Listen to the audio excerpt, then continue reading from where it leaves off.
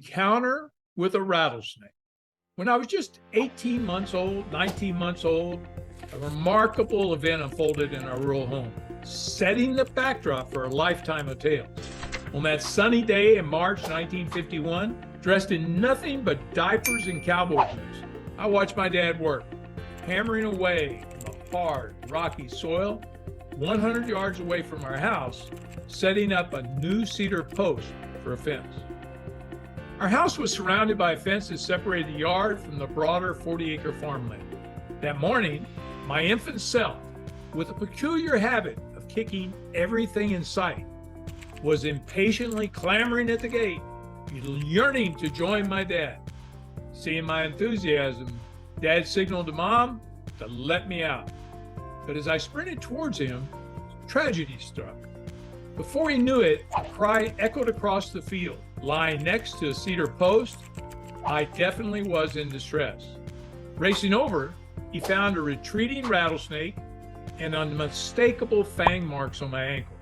Without a second thought, he hurriedly stripped me down, checking for further harm. Back then, the standard first aid for rattlesnake or snake bites was both drastic and risky. On the drive to the hospital, he used his pocket knife to carve X's over the bite and suck the venom out, marking my leg with scars that I would wear for years. The journey to San Antonio's hospital turned out not to be straightforward. Racing through two-lane roads, an assisting police officer suffered an accident, but we persisted. At the hospital, my godmother, a trusted nurse, vouched for my dad's rattlesnake sighting, leading to an experimental antivenom being administered. Miraculously, in under 2 days, I was back home, scars as the only evidence of the ordeal. Decades later, in Brazil, fate had me cross paths with a scientist connected to that very antivenom, underlining how interconnected our stories can be. Newspaper clippings and my leg scars collaborate this tale, which I often recount humorously, crediting any mischief on the lingering rattlesnake venom.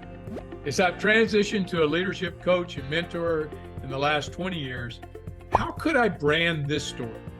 Some have humorously labeled me the Rattlesnake Man. I'd love your suggestions.